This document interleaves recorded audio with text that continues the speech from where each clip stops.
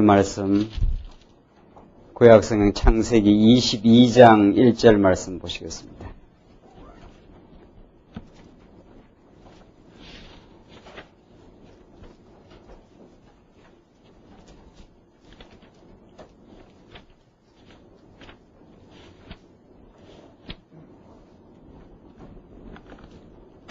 구약성경 창세기 22장 1절 말씀입니다. 이차이신 줄 알고 봉독 드리겠습니다. 그 일 후에 하나님이 아브라함을 시험하시려고 그를 부르시되 아브라함아 하시니 그가 가로되 내가 여기 있나이다. 여호와께서 가라사대 내 아들 내 사랑하는 독자 이삭을 데리고 모리아 땅으로 가서 내가 내게 지시하는 한 산 거기서 그를 번제로 드리라. 아브라함이 아침에 일찍이 일어나 나귀의 안장을 지우고 두 사환과 그 아들 이삭을 데리고 번제에 쓸 나무를 쪼개어 가지고 떠나 하나님의 자기에게 지시하는 곳으로 가더니 제3일에 아브라함이 눈을 들어 그곳을 멀리 바라본지라. 이 아브라함이 사환에게 이르되 너희는 나귀와 함께 여기서 기다리라. 내가 아이와 함께 저기 가서 경배하고 너희에게로 돌아오리라 하고 우선 5절까지 봉독 드렸습니다. 우리는 지난 시간까지 이제 하나님께서 아브라함에게 약속하신 그 약속을 이루어 주신 다음 극적으로 아브라함과 사라가 도저히 아이를 낳을 수 없는 상황까지 하나님께서 인도하셨다가 하나님이 하나님의 능력으로 하나님의 언약의 말씀을 자손을 번창케 하신다는 그 언약의 말씀을 하나님의 능력으로 이루어 주시는 그 이삭의 그 출생 장면까지를 우리는 확인했습니다. 우리는 오늘 계속 이어서 22장 계속 이어지는 말씀인데 이것이 이제 이삭의 언약 그 계승이라고 하는 타이틀 속에서 지금 이 말씀을 우리가 지금 확인해 가고 있습니다. 하나님이 이제 아브라함에게 언약을 하시고 언약을 지금 이루어 가시는데 그 아브라함 언약을 이삭으로 하여금 계승케 하신다. 그러니까 하나님이 아브라함에게 언약을 하시고 그 다음 이삭으로 하여금 언약을 계승하게 하시는 오늘 이 본문의 이 내용의 줄기를 우리가 확인합니다. 그러니까 오늘 이제 시험하는 장면이 나오는데 22장 내용입니다. 이 본문의 말씀이 이런 그 줄기를 따라서 공부를 하지 않으면 이것이 얼마나 많이 그 오해된 본문이라는 것을 우리는 너무도 많이 이 아브라함의 그 시험 사건 이것을 통해서 우리가 알 수가 있습니다. 그 유명한 지금 20세기 신학을 뒤바꿔 나왔던 그 칼 발트라는 사람에게 결정적인 영향을 미친 케르케고라는 그 실존주의 철학자가 오늘 이 본문의 말씀을 완전히 엉뚱하게 이제 해석을 합니다. 하나님이 도무지 윤리적으로는 도저히 그 좀 상상하기 어려운 그 아들을 죽이라는 거 아닙니까? 아들을 죽여서 제물로 바치라고 하는 이런 그 사건, 이런 그 명령을 아브라함이 너무도 고심하다가 아브라함의 단독적 그 결단을 통해서 정말 이 명령을 수행했다. 그래서 아브라함의 하나님이 도저히 그 인간으로서는 하기 어려운 자식을 죽이라는 건데 그런 그 어려운 명령을 아브라함이 고민하고 하다가 아브라함이 그 하나님의 명령을 지켜야 되겠다고 하는 그 자기의 그 의지의 결단에 의해서 이 일을 이루었다는 거죠. 그래서 그 의지의 결단의 신학이라는 것이 이제 나오게 됩니다. 그것은 참으로 이제 우리가 지금 공부하고자 하는 성경의 그 본래의 의도, 성경이 우리에게 증거하고자 하는 그 하나님의 살아계심, 생생한 하나님의 역사 주도의 능력, 하나님이 참으로 언약대로 이루시는 그 여호와 되신 그런 그 성경의 근본 주제를 놓쳐버리고 그 인간의 어떤 결단에 의해서 우리는 지금 이 전체 그 흐름을 통해서 하나님이 아브라함에게 언약하시고 이삭에게 지금 언약을 어떤 경우에도 지금 신실하게 이루어 가시는 하나님이시라. 하나님이 바로 여호와시라. 약속을 이루시는 그런 하나님에 대한 하나님의 그 무궁한 능력과 신실하심을 지금 역사를 통해서 지금 보여주고 있는 건데 이 역사의 그 흐름을 이렇게 단면을 잘라가지고 아브라함이 이삭을 바치는 장면을 인간의 비상한 어떤 결단에 달린 것으로 그렇게 이제 해석하게 되므로 20세기 신학이 완전히 인간의 의지 결단의 신학으로 뒤틀어져 버립니다. 그것이 유명한 그 칼 발트의 그 잘못된 신정통주의 신학입니다. 그게 구라파를 다 휩쓸어 버렸고 그것이 미국 지금 한국까지도 들어와서 하나님 중심의 신학을 인간의 결단의 신학으로 바꾸어내고 그것이 다 보편화되어 있습니다. 지금 그건 그런 어떤 신학자만 그렇게 하는 게 아니라 오늘의 그 강단에서 오늘 이삭을 바치는 그 아브라함, 그 이삭을 바치는 아브라함의 신앙을 그 강조하는 또 그런 행동의 결단을 강조하는 그런 쪽으로 이 본문이 이제 그 해석된 거죠.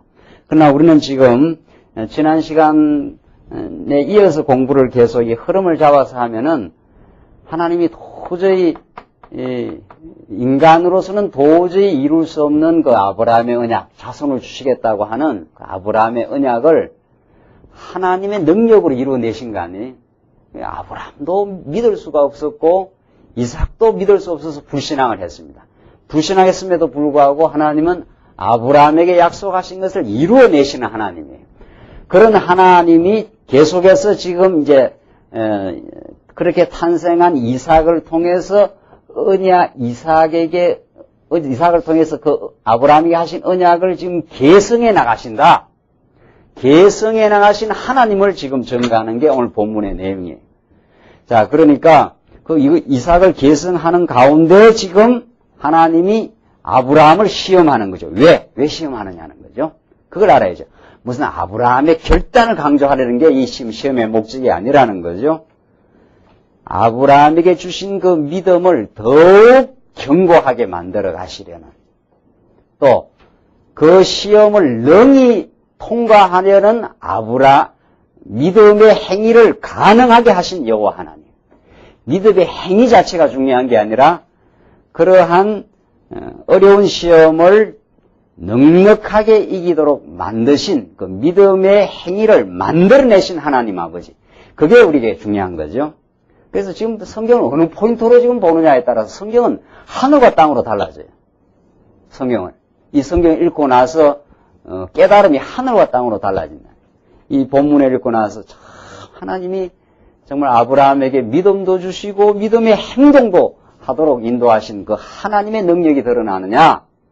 안 그러면 우리가 어떤 사태에서 결단을 해야 되겠다고 우리가 인간의 의지가 강조되느냐는 거죠. 그렇게 달라지는 거예요. 22장 오늘 본문 내용이. 자, 그래서 22장 이제 시험과 언약의 재확인 내용인데 1절로 2절 우선 보시면 여호와께서 아브라함에게 이삭을 바치라고 이제 명하시는 우리 보십시다. 그 일 후에 하나님이 아브라함을 시험하시려고 그를 부르시되 아브라함아 하시니 그가 가로되 내가 여기 있나이다. 여호와께서 가라사대 내 아들 내 사랑하는 독자 이삭을 데리고 모리아 땅으로 가서 내가 내게 지시하는 한 산 거기서 그를 번제로 드리라. 자, 1절에 그 일 후에 하는 것은 아브라함이 이삭을 낳고 아비멜렉과 그 군대 장관과 언약을 맺어서 그 땅에서 이제 살게 된 이유지요. 그래서 여호와 이름을 우리 지난 시간에 불렀지 않습니까? 그런 일 후에 하나님이 아브라함을 시험하시라고. 이건 테스트입니다. 테스트. 자, 그러니까 이미 이게 지금 어떤 상황에서 지금 이삭을 바치라 하느냐. 이게 중요해요. 그러니까 앞에서 어떤 상황에서 도저히 불가능하다고 생각하는 데서 하나님의 이삭을 지금 낳게 하신 거 아닙니까? 그러니까 아브라함과 사라는 불가능한 속에서 하나님이 이삭을 낳게 하니까 그 언약을 이루는 과정에서는 많이 그 불신앙했었죠. 아브라함이 자기 부인을 누이라고 속여서 생명을 유지하려고 했고, 또 하가를 취해가지고 인간적 수단 방법으로 언약을 이루어 보려고 인간적인 수단 방법을 사용하기도 해. 그게 다 불신앙이죠. 그래 불신앙하고 하나님 마지막에 나와서 아들을 낳는다. 그러니까 안 믿어진 거 아니에요? 내가 지금 어떤 지금 나이인데 지금 아이를 낳겠습니까? 그런데 하나님의 능력으로 이루어주고 나니까 어떻게 됩니까? 아브라함과 사라가 너무도 놀란 거죠. 야, 이거 내가 노경에 지금 아이를 낳고 이런 일이 있을 수 있느냐는 거죠. 그래서 아브라함도 사라도 하나님이 약속을 하시면 인간이 생각할 때는 도저히 안 된다고 생각하는 그 상황 속에서 하나님이 하신다는 걸 깨달아 버렸습니다. 그러니까 지금 순서가 이렇게 돼요. 하나님이 언약을 하셨지 않았어요? 아브라함에게. 언약의 과정에서는 불신앙을 해요. 안 믿어져요. 이 언약을 못 믿고 또 안 믿으니까 거짓말도 하고 또 인간 수단 방법도 쓰고 하나님 와서 내년이만큼 낫게 한다 해도 또 못 믿지 않아요? 그 언약의 과정에 인간의 이 어리석음, 불신앙이 드러나는 거죠. 우리도 그렇지 않아요? 우리도 하나님의 언약, 이게 이제 언약 성취인데, 이 언약을 이루시는 하나님에 대한 지식이 깊어지면은, 우리는 정말 신앙해요. 믿음으로 살아요. 승리하며 사는데, 그게 약한 만큼 불신앙하고 어리석죠. 자, 그런데 이제, 하나님이 도저히 안 되는 상황에서 이루어주니까, 이삭을. 그러니까, 아브라함에게는 뭐가 정착이 됩니까? 마음속에. 야, 하나님이 정말 어떠신 분이구나. 정말 하나님이 여호와시구나. 하나님 참 능력이 많으시구나. 하나님이 언약대로 이루어줘야 믿음이 생깁니다. 이때 나오는 믿음은 정말 이 불신앙을 거치고 하나님이 만들어낸 믿음이에요. 이게 하나님 믿음의 선물이에요. 그래서 믿음은 하나님이 주시는 선물이라 그래요. 아브라함 자기 안에서 자생적으로 이렇게 스스로가 만든 게 아니라 하나님이 언약을 이루어주니까 하하 이렇게 된 거죠. 이 정말이구나. 그 고비를 지나서 도저히 안 된다고 생각했는데 이루어주니까 야 진짜 하나님이 신실하신 분이구나. 이렇게 믿어졌어요. 이렇게 믿어지면 어떻게 됩니까? 이렇게 믿어지고 나서 뭐가 나옵니까? 예. 믿음의 행위가 따라 나와요. 믿어지면은, 야, 이 정말 하나님께서 절대로 자손을 번창케 하시는 거구나. 이렇게 믿어진 거예요. 그러니까 여러분, 믿음이 억지로 우리가 수단 방법해서 생기는 게 아니라는 거죠. 믿음은 하나님의 언약 성취의 이 진리의 말씀이 우리에게 주시는 거예요. 그래, 그 말씀을 우리 삶 속에서 확정시켜요. 지금 시험을 하시는 것도 그거예요. 하나님이 아브라함이 요 시험을 통과할까 못할까 몰라서 이렇게 테스트를 하는 게 아니고 이 테스트를 통해서 한 번 더 쐐기를 받게 하는 그 믿음의 확정을 주시려는 하나님의 이 선한 섭리인데, 자 그래서 아브라함아 네가 독자 이삭을 데리고 모리아 땅으로 가서 번제로 드리라. 인간적으로는 이게 어떤 이야기입니까? 인간적으로는 청천벽력이죠. 이게 도대체 어떻게 해서 얻은 아이인데 말이죠. 25년이나 기다려서 75세 때 부름을 받아가지고 100세 때 낳았으니까 여러분들 몇 세 때 아이를 낳았습니까? 저는 한 7년 있다 낳아도 이게 대단하던데 말이죠. 25년을 지나서 아이를 낳았으니까 이게 정말 옥동자 같은 이삭을 낳았는데 하나님이 참 테스트를 해도 참 하나님 가혹하신 거죠. 참 하나님이 인간적으로는 우리의 믿음을 키우시는 과정에 참 인간적으로 생각하면 가혹하기도 하고 참 정말 받아들이기 어렵기도 하고 그게 하나님의 과정적 섭리입니다. 이 어떤 아이인데 갖다 바치라고 잡아 죽이라는 거 아니에요. 제물로 지금 하나님께 지금 바치라는 거 아니에요. 이 장면을 히브리서 기자가 아브라함은 믿음으로 이삭을 바치러 갔고 죽는 그 상황 속에서 살려내시는 그 하나님을 믿었다고 그래요. 그러니까 이미 아브라함에게는 하나님이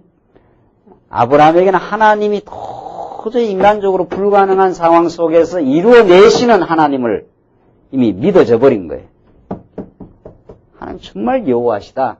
그러니까 만약 이삭이 죽는 상황까지 가도 다시 살려내실 것이라고 이렇게 믿어진 거예요. 그러니까 믿어져 버리고 나서는 두려움이 없어요. 믿어지고 나서는 두려움도 염려도 사라져버려요. 결국 우리가 이 땅을 믿음으로 사느냐 불신앙으로 사느냐 여기에 따라서 모든 게 달려있거든요. 현상적으로 말한다면 불신앙하면은 하나님이 안 믿어지면 모든 것이 두렵고 염려스럽고 짜증스럽고 불평스럽고 그런 거고 하나님이 믿어지면은 범사가 하나님이 하신다고 긍정적으로 바라보고 염려가 사라지고 담대해지고 그런 거거든요. 누가 뭐 믿음 생활 안 하고 싶어 안 합니까? 예. 그 지금 믿음을 지금 키우는 과정에 하나님 주시는 대로 이제 우리가 믿음 생활을 하는 건데 아브라함은 이 불신앙과 염려와 걱정 이 과정을 이제 지났어요. 그래서 하나님이 하시는 것이 믿어졌어요.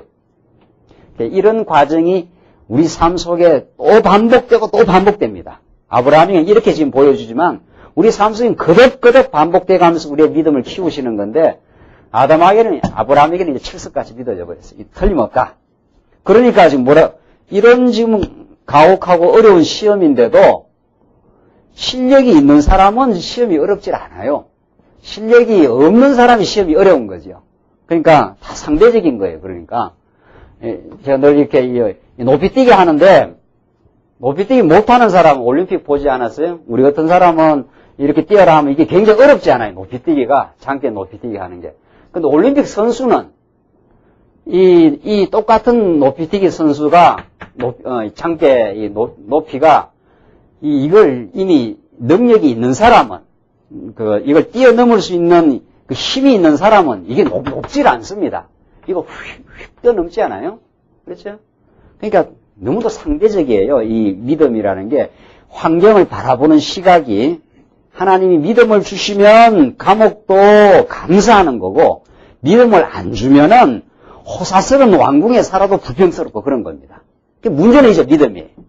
하나님이 우리 주어진 환경을 어떤 이제 믿음으로 바라보느냐 얘기를 하는데 아브라함에게는 하나님께서 믿음을 주신 거예요. 그러니까 이 어려운 테스트가 이제 통과가 됩니다. 3절 보십시오. 아브라함이 아침에 일찍이 일어나 나귀 한 장을 지우고 두 사환과 그 아들 이삭을 데리고 번제에 쓸 나무를 쪼개어 가지고 떠나 하나님의 자기에게 지시하는 곳으로 가더니 제3일에 아브라함이 눈을 들어 그곳을 멀리 바라본지라. 이에 아브라함이 사환에게 이르되 너희는 나귀와 함께 여기 기다리라. 내가 아이와 함께 저기 가서 경배하고 너희에게로 뭐라 그럽니까? 오리라. 아이와 함께 경배하고 너희에게로 내가 지금 돌아온다.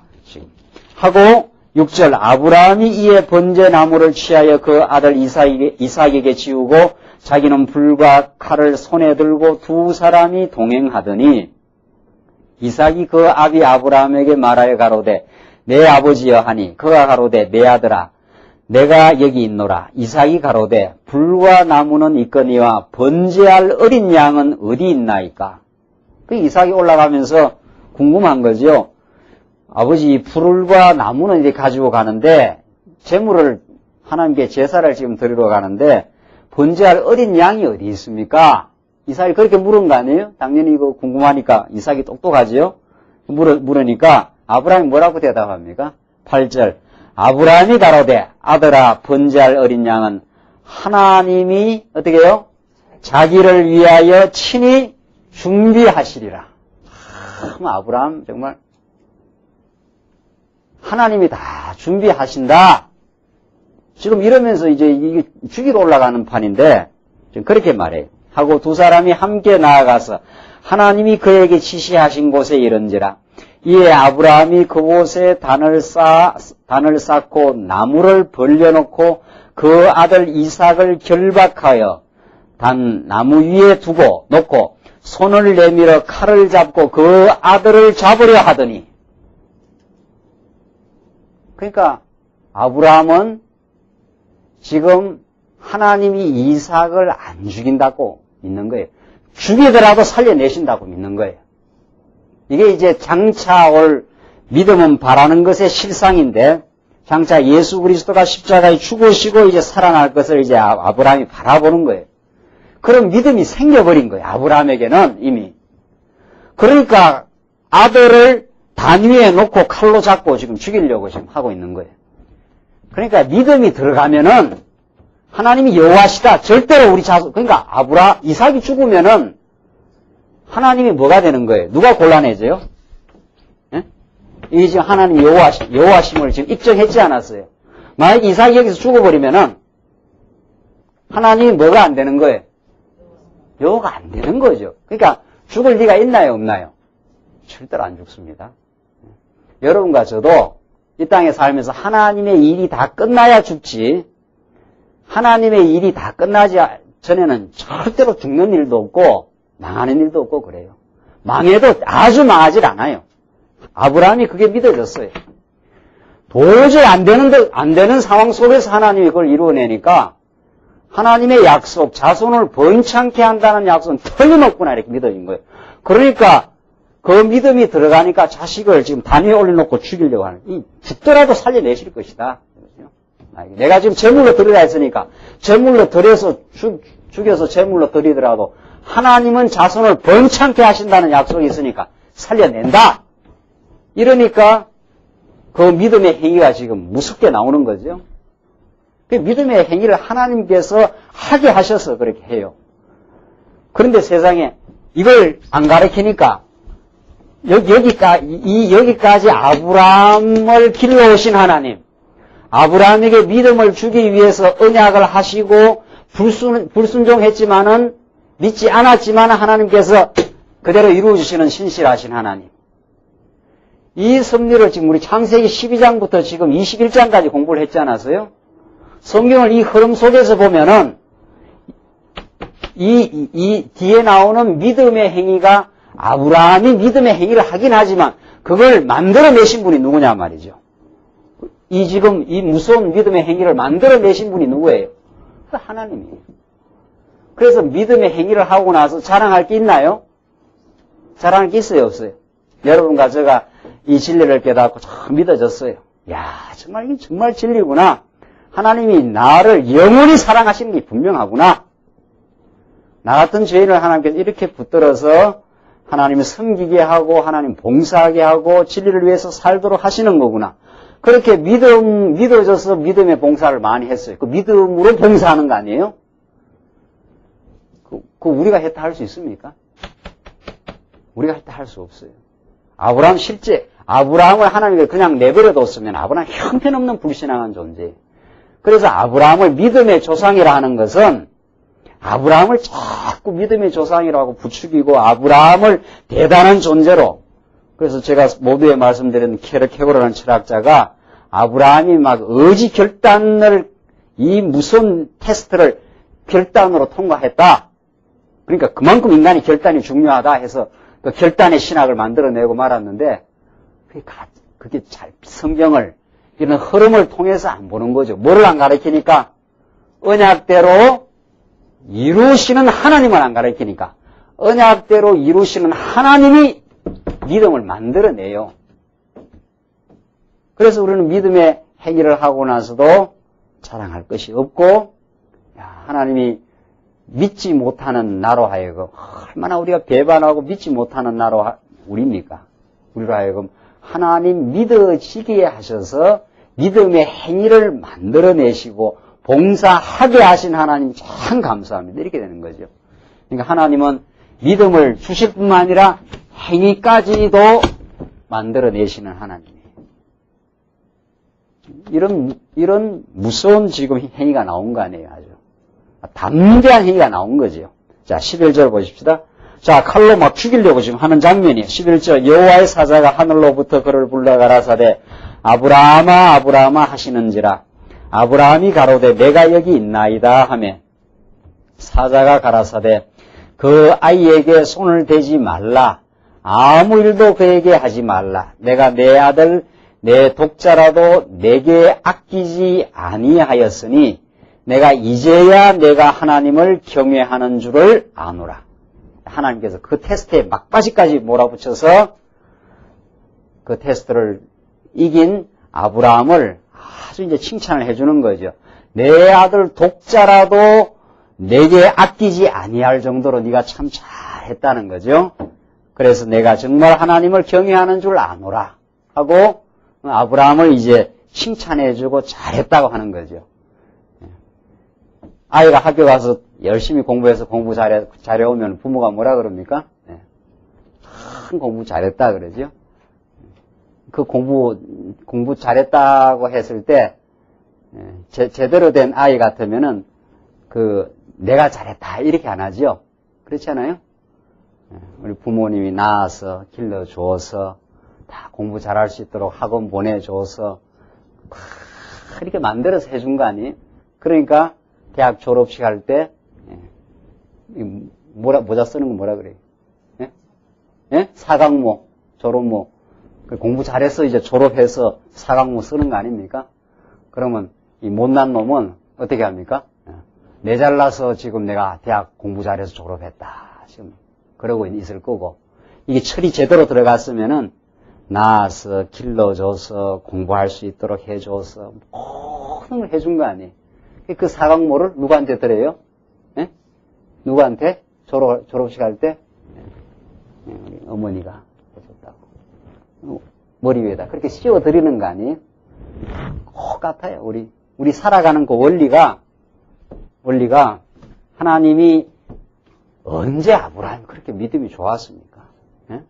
예? 성경 전체로 보면은 아브라함이 형편없는 존재예요. 아브라함이 믿음의 조상이 아니라 무슨 조상이라 그래야 돼요? 예, 불신앙의 조상입니다. 불신앙하는 아브라함을 하나님이 잘 봐줘서 무조건 사랑해서 하나님의 언약대로 이루어주니까 믿음에 뭐가 나왔어요? 행위가 나온 거죠. 믿음의 행위가 나오니까 하나님이 또 뭐라고 해줍니까? 아이고 참, 아이고 우리 애기 잘났다, 잘했다, 그래 칭찬해 주는 거예요. 그래서 행복하라고. 지금 하나님이 그렇게 하시는 거예요. 그러니까 정말 이건 뭐 아브라함뿐만 아니에요. 아브라함뿐만. 바울 보십시오. 바울이 하나님의 말씀에 사로잡혀 이 언약대로 이루시는 하나님을 깨닫고 나서 그리스도를 알고 나서 바울의 평생의 삶이 정말 아주 무서운 아주 정말 치열한 믿음의 행위를 하고 살았지 않았어요? 사도 바울이. 그 사도 원래 그랬느냐 말이죠. 원래 사도 바울이 그랬습니까? 안 그렇습니다. 성경 보면. 그래 성경을 우리 전체로 보면은 사도 바울은 아브라함 불신앙 정도 하는 게 아니라 예수를 믿는 사람들을 어떻게 해요? 잡아 죽이려고 간 사람이에요. 그만큼 사도 바울이 자기 의가 강한 사람이에요. 내가 지금 율법을 철저하게 지켜서 내가 하나님 앞에 나아갈 수 있다고 그렇게 생각하면서 예수를 믿는 사람들을 죽이려고 갔던 사도 바울이 그런 사도 바울을 붙들어서 믿음의 행위를 가능하게 해요. 그러니까 사도 바울이 그렇게 많은 교회를 세우고 진리를 전가하고 수많은 핍박을 뚫고 정말 진리 안에서 그렇게 살았어도 자기가 했다는 말을 하나도 못하지 않아요. 안 하는 게 아니라 어떻게 해요? 못해요. 안 하는 게 아니라 자기가 할 수가 없는 거예요. 하나님의 은혜가 자기를 사로잡아서 했다고 그렇게 말할 수밖에 없어요. 내가 다른 사도보다 많이 수고하였으나 내가 한 것이 어떻게 해요? 아니요. 아브라함 틀림없이 그렇게 느껴요. 아브라함이 정말 이 테스트를 통과하면서 확신 있게 아브라함이 그렇게 나갔지만은 하나님이 아브라함을 그렇게 만드신 하나님이에요. 그게 우리가 오늘 22장에서 깨달아야 될 부분이에요. 그래서 13절 보시면 아브라함이 눈을 들어 살펴본 적 한 수양이 뒤에 있는데 뿔이 수풀에 걸렸는지라 아브라함이 가서 그 수양을 가져다가 아들을 대신하여 번제로 드렸더라. 아브라함이 그 땅 이름을 여호와 이레라 하였으므로 오늘까지 사람들이 이르기를 여호와의 산에서 준비되리라 하더라.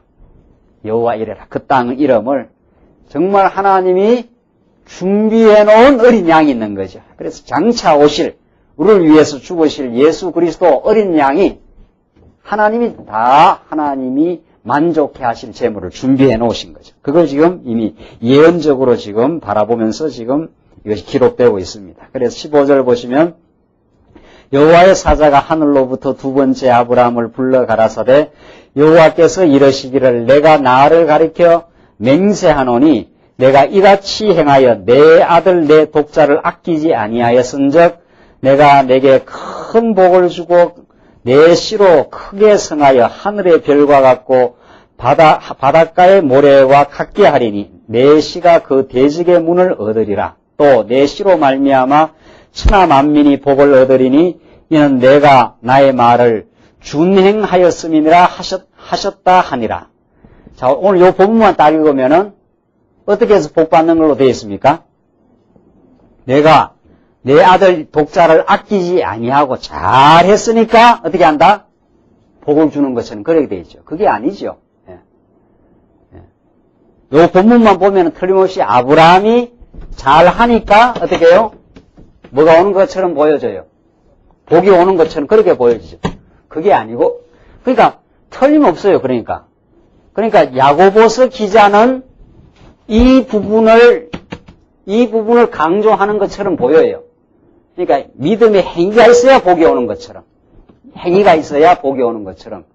그런데 여기에 나오는 복은 앞에서 이미 아브라함에게 주신 이 아예 원천적인 복을 재확정하는 것 뿐이에요. 재확정하는 것 뿐이에요. 그러니까 이 앞에 내놓은 12장부터 지금까지 우리가 하나님께서 아브라함을 갈대아 우르에서 이미 불러가지고 내가 복을 주고 너를 저주하는 자 저주하고 내가 너를 복 비는 자를 복을 주겠다. 이미 여기서 12장에서 하나님께서 아브라함에 복을 줬어요. 그렇죠?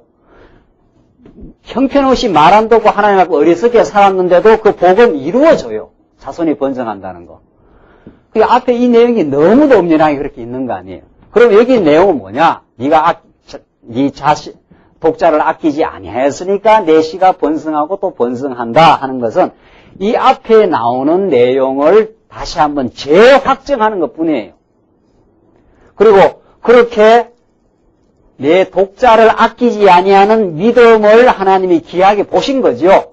그 믿음도 누가 만들어내고 믿음의 행위를 누가 만들어내고 하나님이 그렇게 믿음을 주어서 독자라도 아끼지 아니하도록 힘있게 한 거 아니에요. 그걸 하나님이 보시고 다시 한번 확인해 주는 거지. 이렇게 행위를 아브라함이 잘했으니까 복이 온다. 이렇게 하면 이제 공로신학이 되는 거 아니에요. 그렇죠? 그런 거죠. 그러니까 우리도 예수 믿고 지금 우리도 하나님 앞에 늘 테스트 받습니다. 이런 극적인 테스트가 많이 있어요. 살아가면서. 그럼 하나님께서 이 말씀을 깨닫고 살아가면서 여러 가지 우리는 과정에 늘 테스트 있습니다. 초등학교에서 중학교에서 고등학교 올라가는 지금 과정이거든요. 계속 하나님이 주신 그 믿음을 한 번도 못을 박아서 견고하게 하시고 그렇게 인도를 해 가십니다. 한번 우리가 여호와 하나님을 믿고 나서 어려움이 부닥쳐요. 처음에 어려움이 부닥치면 불평도 하고 원망도 하다가 한번 통과하고 나면 경고해주고 나면 그 다음 어려움이 부닥치면 그 다음에 잘 견뎌내요. 그래 견뎌내고 나서는 자기가 그렇게 생각이 드는 거죠. 야, 내가 전에는 어려움이 왔을 때 굉장히 낙심을 하고 낭망을 하고 그랬는데 자꾸 이 말씀을 깨닫고 하나님이 나를 지켜주시고 사랑하신다는 걸 깨달아지니까 확신이 들어오니까 다음에 어려움이 부닥쳐도 담대해지는 거예요. 하나님이 더 좋게 하시겠지 뭐. 다른 상황 같으면 굉장히 낙심을 하거나 염려를 할 상황인데 이미 이렇게 믿음이 자꾸 하나님께서 여호와이심을 확증하고 언약대로 이루어주시고 또 이루어주시고 하면은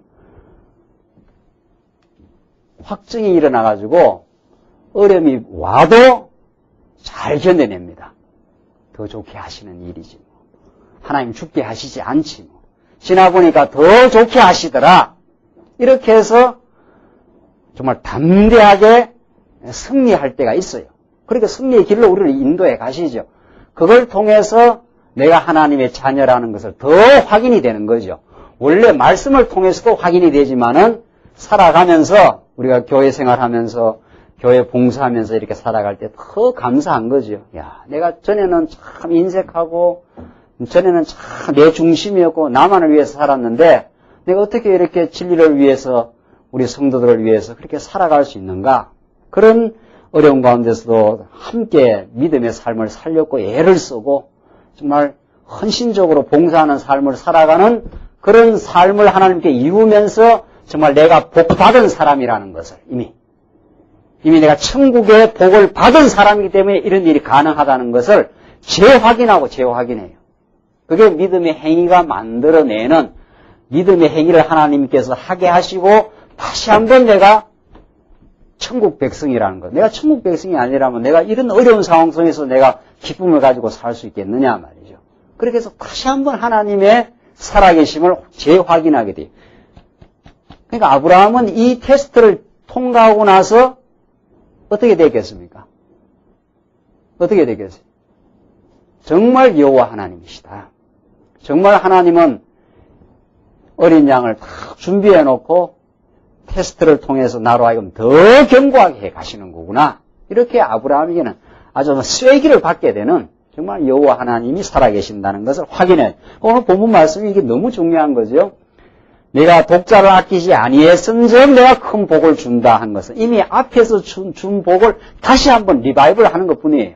그러니까 아브라함은 더 확인이 오는 거예요. 틀림없구나. 이렇게 된 거죠. 이게 우리의 삶의 여정입니다. 삶의 과정이에요.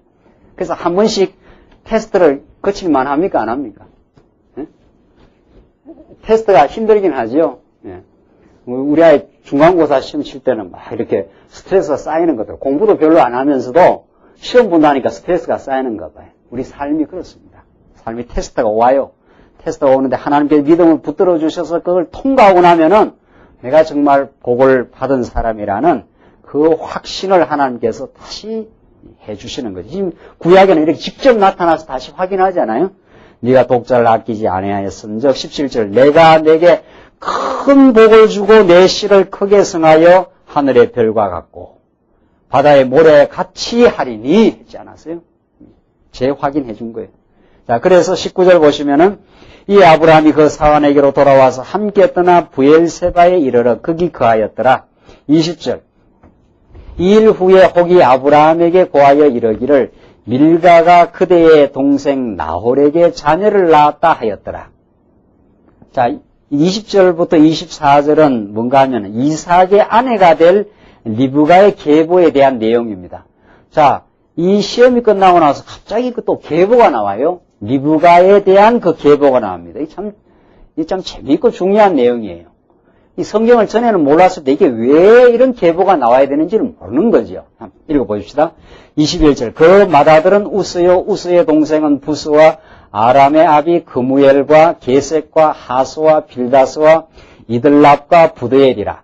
그 8사람은 아브라함의 동생 나홀의 처 밀가의 소생이며 부드엘은 리브가를 낳았고.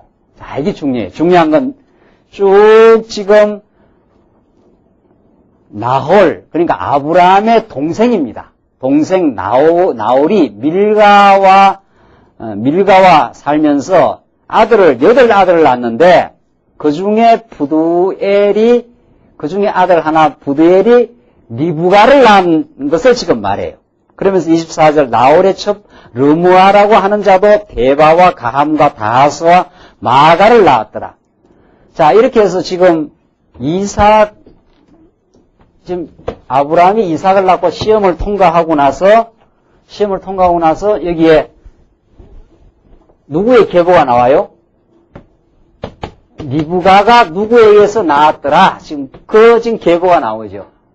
그러니까 우리는 지금 하나님이 아브라함에게 자손을 번창케 하신다 하는 이 언약의 말씀, 이런 흐름을 모르면은 이게 성경이 재미가 하나도 없는 거예요. 그러니까 지금 22장 오늘 여기에서 시험을 통과한 내용, 이런 거는 우리가 전에 또 그냥 조금 들어서 알고 있죠. 이 사건을 알고 있죠. 이 사건 2일 후에, 20절 했지 않았어요? 2일 후에 하면서 리브가가 아브라함의 동생 나홀에게서 지금 이렇게 나홀이 밀가하고 결혼해서 지금 그 아들 부두엘에서 맞죠? 부두엘에서 리브가를 낳았더라. 이런 지금 리브가가 탄생하는 족보를 이렇게 밝히고 있는 거예요. 그러니까 이 족보의 의미가 무엇인지 모르는 거죠. 전에는 이걸 왜 읽어야 되느냐 말이죠. 그래서 정말 우리가 성경을 알고 싶어서 만약 우리가 궁금하다면은 이게 참 궁금한 내용이 돼야 되잖아요. 왜 지금 이삭의 테스트가 끝나고 나서 리브가의 족보가 왜 나와야 됩니까? 이 성경에 왜 이게 기록되어 있느냐 말이죠. 이 틀림없이 생명의 말씀이라는데 이게 왜 기록되어야 되느냐 말이죠. 그러니까 의미를 모르면은 까만 것은 잉크고 흰 것은 뭐예요? 그냥 종이 아무 의미가 없는 거예요. 리브가가 부두에서 났든지 누구에게서 났든지 그게 무슨 상관이 있는 거예요. 그러니까 성경 읽으라 그러면 읽다가 잠이 안 올 때 성경을 읽는 거죠. 성경을 매 석장씩 읽으라 그러니까 석장에 읽긴 있는데 리브가가 아들 낳은 게 무슨 상관이 있는 거예요. 여러분하고 무슨 상관? 여러분들 지금 안 그래도 지금 살기가 어려워가지고 여러 가지 복잡한 일을 집안일도 지금 여러 가지 지금 사업하는 일도 복잡한 일인데 성경 읽으라 그러니까 리브가를 낳았는 이야기가 나오니까 이 황당한 소리가 되는 거죠. 근데 진짜 진지한 사람은 이게 궁금한 이야기가 되는 거예요. 왜 리브가를, 왜 이삭을 지금 이삭 사건이 있고 나서 이 시험 테스트가 나와서 이 리브가를 낳았다는 이 계보가 왜 있느냐 말이죠. 이게 왜 생명의 말씀이냐 말이죠. 왜 생명의 말씀이에요? 이걸 우리가 왜 꼭 읽어야 돼요? 이걸 꼭 읽어야 우리에게 믿음이 오는 이유가 뭐예요? 이 성경은 우리에게 하나님을 가르쳐주고 진짜 무서운 이제 믿음의 사람으로 살게 하려고 믿음을 주시는 이 진리의 말씀인데 전에는 우리 성경 몰랐다 그래야죠. 저는 성경 하나도 몰랐어요. 이 말씀 운동에서 말씀 배우기 전에. 그래서 제가 제일 궁금했던 게 마태복음 1장 아닙니까? 아브라함이 이삭을 낳고 이삭이 야곱을 낳고 제가 이번에 책 쓰면서 그 서문에다가 무림말에다 그거 제가 기록했지 않았어요? 아브라함이 이삭을 낳고 이삭이 야곱을 낳고 야곱이 또 누굴 낳아요? 네? 누구를 낳고 등등 계속 나가지 않아요? 그걸 보는데 성경을 자꾸 읽으라 그러니까 그걸 읽는데 이걸 내가 왜 읽어야 되는지 모르겠더라고요. 여러분은 그 질문도 없었습니까? 네? 그냥 읽으라니까 그냥 읽었습니까? 저는 읽으라고 읽긴 있는데 이상한 거예요. 이걸 왜 내가 읽어야 되는 거예요? 이게 무슨 말인지. 그거야 마태복음 1장에서야 쭉 그래도 아브라함부터라도 나오지. 이거는 리브가라는 것은 듣도 보도 못했던 여자 이름이 하나 툭 등장해가지고 리브가를 낳았더라 이렇게 계보가 나와요. 이게 너무도 중요한 거 아니에요. 왜? 지금 아브라함에게 언약을 하신 건 자손이 번창한다고 했으니까 이삭이 지금 탄생했죠. 그 다음에 지금 이삭으로 하여금 어떻게 해야 돼요? 언약이 자손을 탄생한다는 언약이 어떻게 해야 됩니까? 계승돼 가야 되잖아요. 그 계승하려면은 이삭이 혼자 또 아기를 낳나요? 이삭과 누구? 결혼할 리브가가 있어야 될 거 아니에요. 그래서 지금 리브가의 탄생 사건은 하나님이 아브라함에게 하신 자손을 번창케 한다는 약속의 실현 과정입니다, 이게. 약속의 실현. 그래서 이삭이 나중에 아브라함의 종이 리브가를 이제 먼 데서 지금 데리고 와요. 본 고향에서 데리고 오는 사건이 계속 나와요. 이게 지금 언약을 계승해 가시는 하나님을 가르쳐 주기 위한 사건이에요. 이 계보 사건은. 그러니까 하나님이 틀림없이 지금 언약을 계승해 가신다. 그 하나님을 우리에게 가르쳐 주려고 지금 이 계보가 있는 거예요. 그러니까 이미 우리 계보를 읽어나가면서 정말 하나님은 신실하신 하나님이구나. 하나님은 살아계셔서 지금도 하나님의 교회를 지금 이끌어 가시는 분이시구나. 여러분과 제가 지금 이렇게 영적인 생명을 얻고 지금 이 땅 위에서 존속이 가능하고 진리가 지금 계승해 가는 역사는 하나님이 해 가시는 역사예요. 오늘 이 계보를 지금 이어가면서 이삭으로 하여금 리브가를 만나서 지금 언약의 계승을 이루어가는 사건을 지금 준비하려고 리브가의 계보를 여기 잠깐 넣어놓은 거예요. 여기다가 지금. 그러니까 성경은 너무도 치밀하게 쫙 찾고 다음 사건을 위한 준비 과정으로 그렇게 아주 짜임새 있게 지금 성경이 기록되어 있어요. 23장 계속 보십시다. 23장 보시면은 자, 리브가를 잠깐 언급을 해놓고 계보를 넣어놓고 23장에는 이삭의 어머니가 이제 죽습니다. 참 재밌는 사건이죠. 자, 이제 리브가가 이제 큰 거죠. 이제 무럭무럭 이삭이 자랐어요. 그러니까 사라는 이제 죽을 때가 됐어요. 23장 1절로 2절 보십시다. 사라가 127세를 살았으니 이것이 곧 사라의 향년이라. 사라가 가나안 땅 헤브론 곧 기럇 아르바에서 죽음에 아브라함이 들어가서 사라를 위하여 슬퍼하며 애통하다가 이렇게 되어 있어요. 그러니까 하나님이 이제 아브라함과 사라는 이제 같이 가는 거니까 아브라함과 사라가 이렇게 살아가다가 이제 나이가 들었고 이삭을 놓고 테스트까지 다 통과했어요. 아브라함과 사라는. 그러니까 믿음을 이제 많이 자라게 한 거예요. 불신앙의 삶을 살아가다가 하나님이 언약대로 언약을 이루어주고 믿음을 자라게 해서 정말 이삭이 다 자란 거지요. 조금 있으면 이제 리브가와 만나서 이제 결혼해서 할 거니까. 그래서 하나님의 일이 다 끝나서 하나님이 사라를 어떻게 해요? 데려가는 거죠. 하나님의 사역이 끝나면 우리를 데려갑니다. 하나님의 사역이. 그러니까 더 살라고 애쓸 것도 없고, 아이고, 살기 힘들어 죽겠다 할 것도 없고, 하나님께서 하나님이 하시는 하나님의 그 큰 은혜와 영광, 또 하나님이 우리를 이 땅에 두셔서 이루고자 하는 뜻, 그것이 끝나면 하나님이 데리고 가요. 정확하게 지금 이삭이 탄생 안 했는데 절대로 사라가 죽을 수 없어요. 그렇죠? 사라가 절대로 죽을 수 없어요.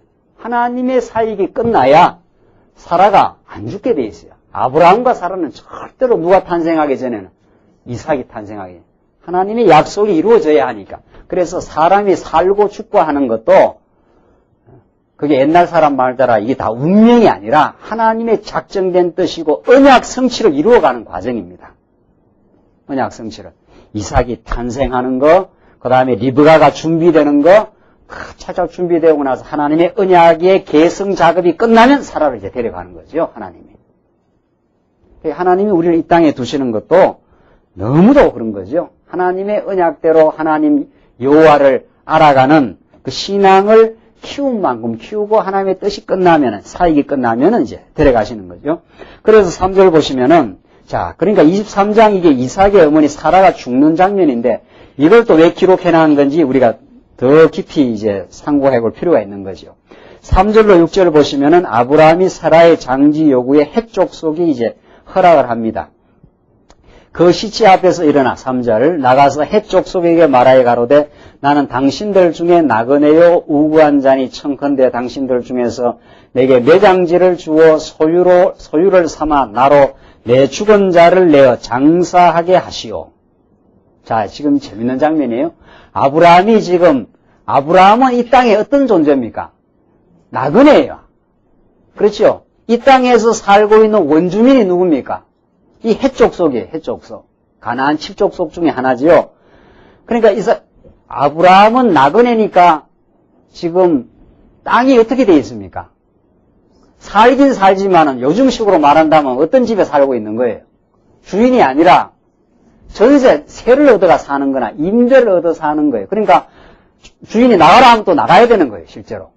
아브라함이 그런 지금 형편에 있는 거죠. 그러니까 4절 보시면 다시 한번 보세요. 나는 당신들 중에 나그네요 우구하는 자니 이렇게 되어 있어요. 내가 지금 아직 정처가 없는 나그네라는 거죠. 딱 이렇게 정착이 안 돼 있다는 거죠. 그래서 청컨대 당신들 중에서 내게 매장지를 주어 소유를 삼아 나로 내 죽은 자를 내어 장사하게 하시오. 자, 지금 사라가 죽어서 장사를 해야 되겠는데 내가 지금 사라를 지금 묻어야 될 지금 땅이 필요하다는 거예요. 자, 그러니까 지금 하나님이 아브라함에게 몇 가지 약속했습니까? 첫째는 무슨 약속이에요? 자손을 번성한다 했고, 두 번째는 뭐예요? 땅을 정복한다 했고, 세 번째가 통치지요. 그러니까 자손은 이루어졌으니까 그 다음에 무슨 이야기가 나와야 되겠어요?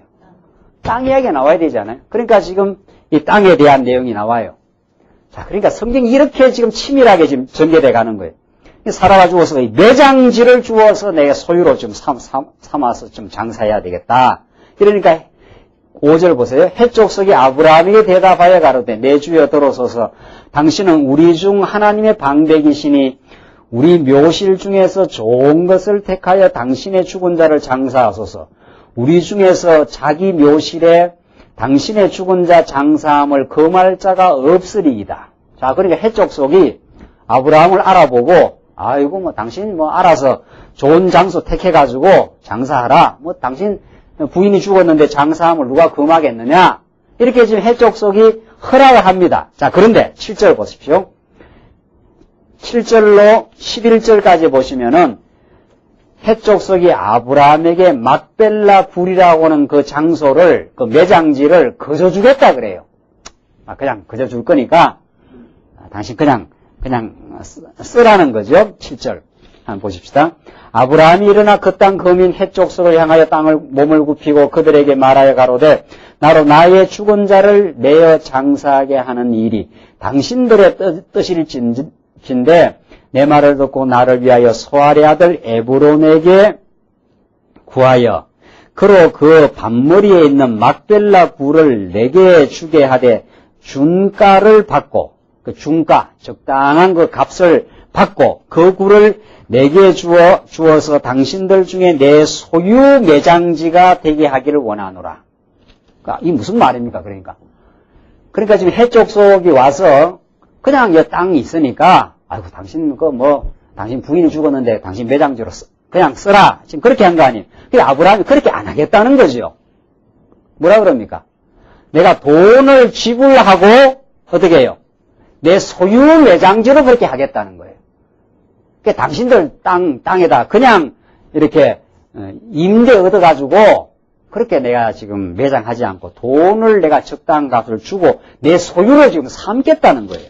자, 그러니까 10절 때에 에브론이 헷족속 중에서 앉았더니 그가 헷족속 곧 성문에 들어온 모든 자에 듣는데 아브라함에게 대답하여 가로되 내 주여 그리 마시고 내 말을 들어서서 내가 그 밭을 당신께 드리고 그 속에 불도 내가 당신께 드리되 내가 내 동족 앞에서 당신께 드리오니 당신의 죽은 자를 장사하소서.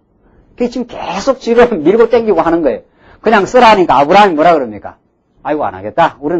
나는 돈 주고 내 소유로 사서 하겠다. 그러니까 에브론이 그렇게 할 필요 없다. 지금 모든 사람이 듣는데 지금 맹세를 하는 거예요. 그냥 당신한테 줄 거니까 그냥 당신 가져가라. 지금 그 말이죠. 자, 그러니까 12절 보십시다. 12절. 아브라함이 헷족속에게 대가를 지불하겠다고 다시 이제 제안을 합니다. 12절 보십시오.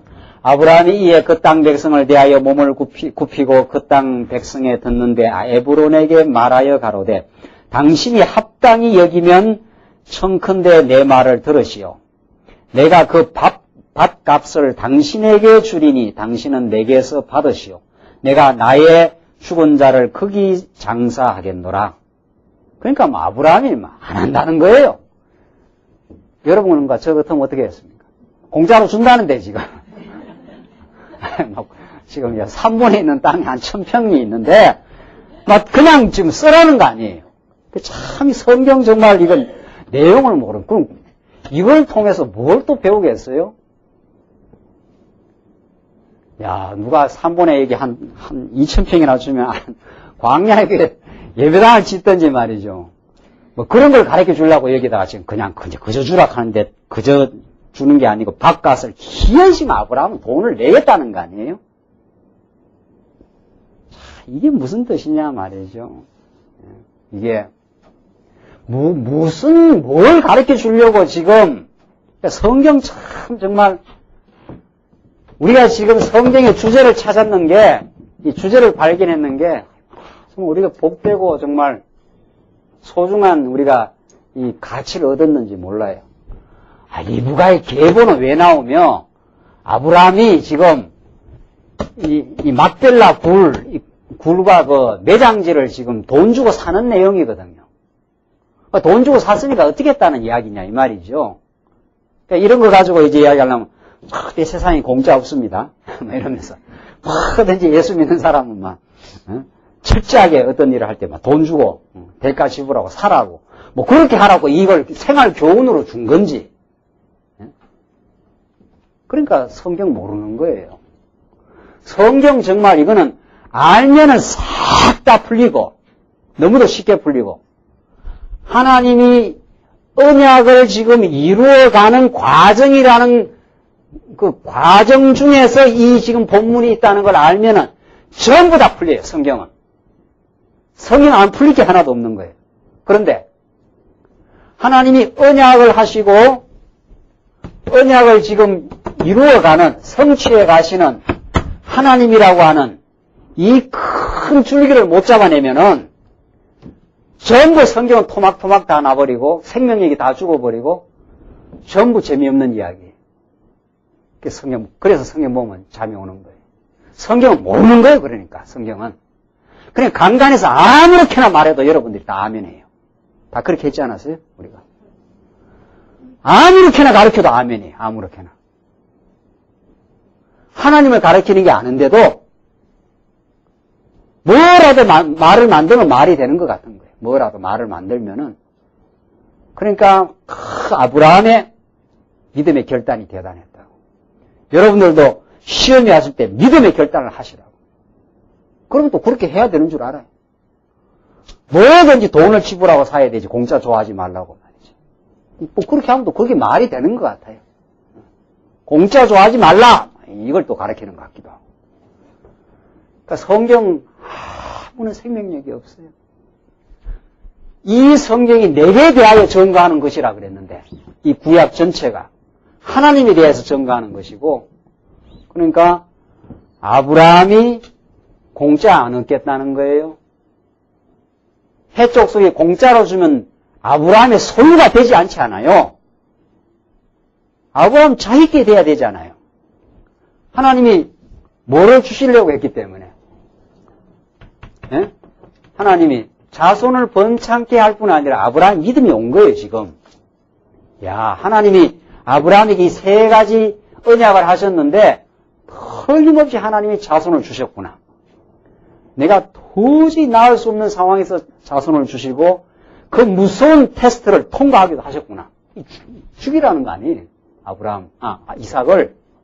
그것도 하나님이 통과하게 하셔서 자손을 드디어 이삭을 낳아서 잘 크게 하시는구나. 그러니까 아브라함이 뭐가 믿어진 거예요? 뭐가 믿어졌어요? 자손을 주신 하나님이 뭐도 주셔요? 땅도 주시겠구나. 여러분과 저를 지금까지 살게 하신 하나님이 앞으로도 어떻게 해요? 살게 하시고 더 하나님 살아계심을 믿어지게 하시고. 그리고 지금까지 역사를 통해서 하나님이 나를 인도해 오신 걸 보면은 앞으로 어떤 시련이 오고 어떤 어려움이 와도 하나님이 나를 더 좋게 하신다. 이게 믿어져요. 아브라함이 그게 믿어진 거예요. 그러니까 공짜로 주겠다는데 안 받게. 공짜로 주면 그게 어떻게 되는 거예요? 그 땅이. 자기 땅이 안 되는 거죠. 그렇지 않아요? 자기 땅이 안 돼요. 그러니까 아브라함은 공짜 안 받겠다는 게. 안 받고 이걸 내 소유로 하겠다. 하나님이 주신 땅이라고 믿어진 거예요. 그래서 그걸 돈을 지불해서 정확하게 이제 사내요. 그래서 15절 보시면 내 주여 들어서서 땅값은 은 400세겔이나 나와 당신 사이에 어찌 교계하리까? 당신의 죽은 자를 장사하소서. 그러니까 에브론은 계속 돈 안 받고 그냥 주겠다는 거죠. 은 400세겔이나 한다. 요즘 돈으로 하면 막 쉽게 말하면 이게 막 한 10억이나 한다. 당신 10억 받고 하겠느냐? 그렇게 거래하지 말자. 내가 그냥 주겠다. 그냥 장사라 이 말이죠. 그러니까 16절 뭐라 그럽니까? 16절로 마지막 아니다는 거야. 아브라함이 기어이 돈을 지불하고 얻어내요. 아브라함이 에브론의 말을 쫓아 에브론이 해쪽 속에 듣는 데서 말한 대로 상도에 통용하는 은 400세겔을 달아 에브론에게 주었더니. 그러니까 이 땅값이 은 400세겔이나 한다고 했으니까 그 400세겔을 달아가지고 돈을 준 거예요. 그래서 에브론에게 주었더니 17절 마므레 갑 막벨라에 있는 에브론의 밭을 바꾸어 그 속의 굴과 그 사방에 둘린 수목을 다 성문에 들어온 해족속 앞에서 아브라함의 소유로 어떻게 해요? 정한지라. 이게 이제 아브라함의 땅이 돼요. 아브라함의 소유로 대가를 정확하게 지불하고 얻어낸 땅이 돼요. 그 후에 아브라함이 그 안에 살아가 가나안 땅 마므레 앞 막벨라 밭 굴에 장사하였더라. 마므레는 곧 헤브론이라. 이와 같이 그 밭과 그 속의 굴을 해족속이 아브라함 소유 매장지로 정하였더라. 아, 이건 틀림없이 이제는 그 해족속이 그냥 줬으면 자기 땅이죠. 해족속 땅인데 아브라함이 정확하게 돈을 은 400세겔이나 주고 샀기 때문에 해족속이 이건 아브라함 소유 매장지라고 인정을 해준 거예요. 해족속이. 그래서 하나님이 아브라함에게 그 땅을 주신다고 한 대로 그 땅이 이제 아브라함 정확하게 요즘으로 말하면 이게 뭐 한 거예요? 네? 땅 사고 뭐 한 거예요? 등기. 등기 소리가 딱 넘어온 거예요. 그러니까. 그렇게 정확하게 아브라함의 땅이 됩니다. 하나님이 아브라함에게 자손도 번창케 하고 아브라함에게 그 믿음을 줘서 공짜로 주겠다고 그냥 쓰라고 하는데도 그걸 안 쓰는 거예요. 안 쓰고 대가를 정확하게 지불하고 그 땅을 사드립니다. 이렇게 해서 하나님이 언약을 이루시는 여호와임을 우리에게 증거하려고 이게 지금 말씀을 해요. 이 막벨라 굴에 나중에 아브라함도 죽어서 어떻게 합니까? 아브라함 얘기 묻힙니다. 자, 이게 이제 나중에 장차 예수 그리스도가 십자가에 죽으시고 어떻게 해요? 죽어서 장사되시고 3일 만에 부활하셔요. 예수님이 십자가에 죽어서 장사될 때 우리도 어떻게 해요? 우리도 함께 못 박히고 함께 어떻게 해요? 장사됩니다. 그래서 우리의 모든 죄악을 다 도말해버리고 우리가 부활해요. 우리도. 예수와 더불어.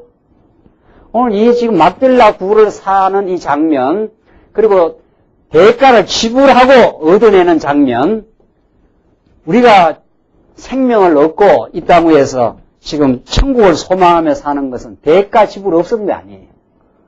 하나님이 그저 은혜로 주신 건데, 은혜인데, 그 은혜 속에 예수 그리스도를 생명을, 대가를 지불하고 우리를 얻어낸 거예요. 그래서 사단이 우리한테 내놔라 할 게 하나도 없어요. 정확하게 지불하고 얻어냈어요. 그래서 우리가 천국을 얻게 된 거예요. 천국의 땅을. 지금 이 대가를 지불하고 밭을 얻었기 때문에 정확하게 그 땅이 아브라함의 소유가 돼요. 여러분과 제가 천국을 지금 가게 되는 것은 예수님의 영원한 생명을 지불하고 우리가 얻어낸 거예요. 그러니까 우리는 그래서 공짜로, 우리 편에서는 공짜지요. 그러나 하나님의 당신의 아들 독생자의 생명을 지불하고 얻어낸 땅입니다, 이게. 그래서 우리가 그리스도를 찬양하고 그리스도에게 감사하는 거죠. 우리의 행동으로, 우리로 말하면 우리는 천국의 땅을 얻을 수가 있는 사람이 아니죠. 지옥 아래목에 가야 마땅한 존재죠, 우리가. 그러나 하나님께서 지금 아브라함에게 오늘 이 본문의 말씀은 너무도 생생한 여호와 하나님을 가리켜줘요. 하나님이 자손을 주신다고 하시고 땅을 주신다고 하신 하나님께서 아브라함에게 정확하게 자기 소유 매장지가 되도록 얻어내게 하시는 하나님의 섭리. 그래서 여러분과 저에게는 영원한 천국을 우리의 소유로 하나님이 대가를 예수를 지불해서 정확하게 얻어냈어요. 그러니까 우리 천국 갈 거예요, 안 갈 거예요? 네. 틀림없이 우리께 딱 돼 있어요. 등기가 딱 넘어와 있다니까요. 염려할 거예요. 누구를 지불해 버렸으니까. 그리스도가 다 지불이 됐는데 등기가 딱 넘어와 있어요. 이 땅에서 전세방 살다가 가도 괜찮아요. 예? 전세방 살다가 가도 이 땅은 그야말로 나그네고 우리가 영원히 소유하게 될 천국이 우리에게 그리스도를 통해서 있어요. 그러니까 집 못 지내도 그냥 우리 영원한 등기 소리로 딱 넘어간 거 생각하고 그렇게 예수 믿고 힘있게 사는 것이 우리 예수 믿는 사람의 삶입니다. 조금 쉬었다 하십시다.